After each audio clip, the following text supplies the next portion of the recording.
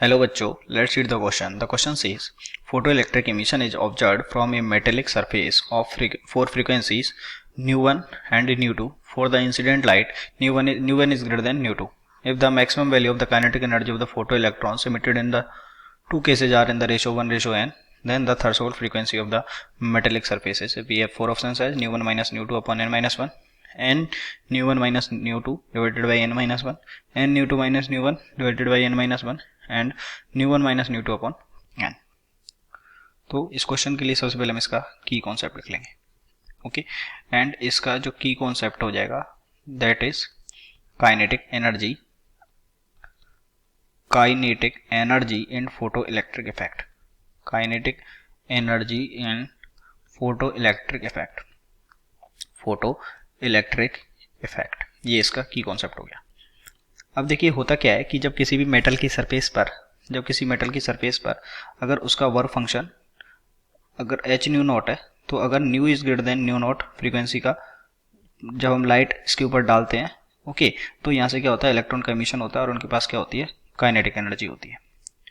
तो जो ये काइनेटिक एनर्जी, तो यहाँ से हम बोल सकते हैं कि जो एच न्यू है, क्योंकि अगर न्यू फ्रीक्वेंसी है तो इसकी एनर्जी क्या होगी, एच न्यू।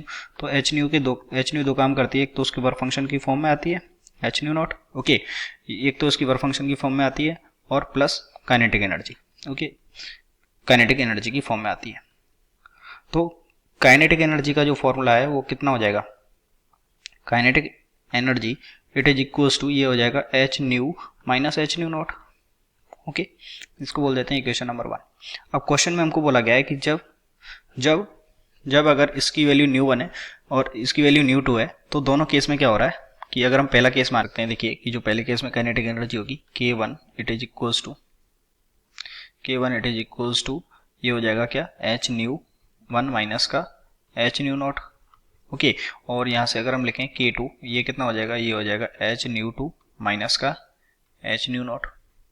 ओके, अब हम क्या करते हैं, अगर हम इन दोनों को ऐड कर देते हैं, अगर हम इन दोनों को ऐड कर देंगे तो यहाँ से क्या आ जाएगा हमारे पास K1 प्लस K2, ओके, या फिर ऐसा करते हैं हम इन दोनों को डिवाइड कर लेते हैं।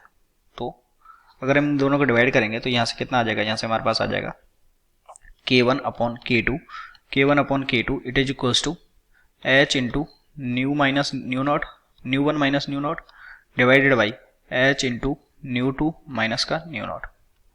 तो इससे एच से एच कैंसिल हो गया, और जो K1 अपॉन K2 है, दोनों केस में जो काइनेटिक एनर्जी का रेशियो है वो हमको गिवन है 1 अपॉन n। तो 1 upon n it is equals to nu 1 minus nu naught divided by nu 2 minus का न्यू नॉट।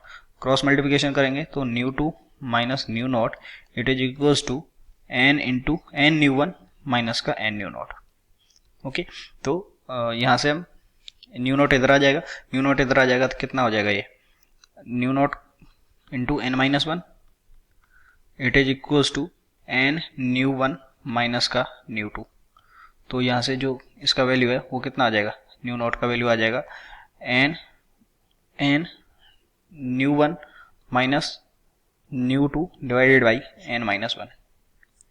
ओके, तो ये हमारा आंसर आ गया इसका, n nu 1 minus nu 2 divided by n minus 1। तो आप देख सकते हैं option number B is correct, n nu 1 minus nu 2 divided by n minus 1।